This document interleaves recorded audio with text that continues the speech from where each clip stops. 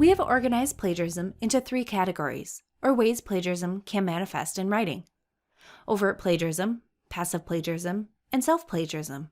In this video, we are focusing on overt plagiarism. Overt plagiarism is when writers have improperly cited quotations. This means the writer is copying a source, word for word, but without attribution. This often takes the form of quotations that don't have citations or quotation marks. Another way to refer to overt plagiarism might be copy and paste plagiarism, because it looks as if the author simply copied and pasted portions of a source into their writing without attribution. Here's an example of overt plagiarism. On the left, we have the quote from the original source. On the right, we have an example of overt plagiarism in a student's writing. In this example, the student has used the same phrasing as the original source, word for word, but without quotation marks. Thus, the specific wording is not attributed to the source.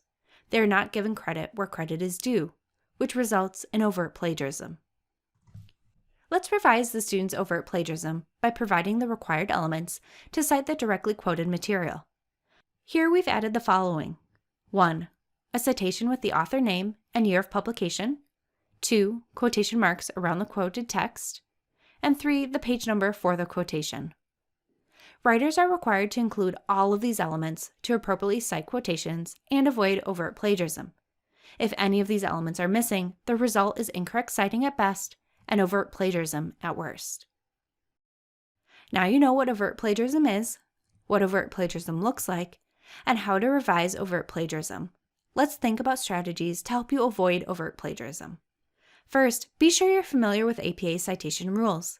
As we've seen, APA citations are essential to giving credit to the original source for the quotations we use. Second, practice precise proofing and editing of your writing. It's understandable if you don't include perfect citations and quotation marks while writing your first draft.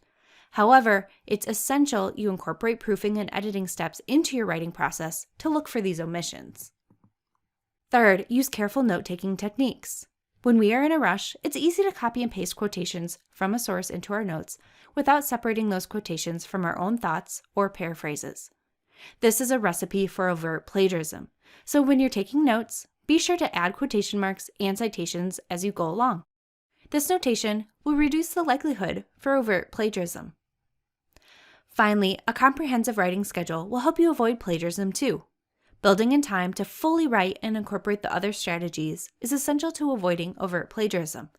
If we're too rushed to complete assignments by the deadline, we may inadvertently take shortcuts or shortchange these other strategies. And of course, reach out to us in the Writing Center for our support. Send us an email or visit us at our live chat hours to talk through your plagiarism questions. We're here to support you throughout your Walden program.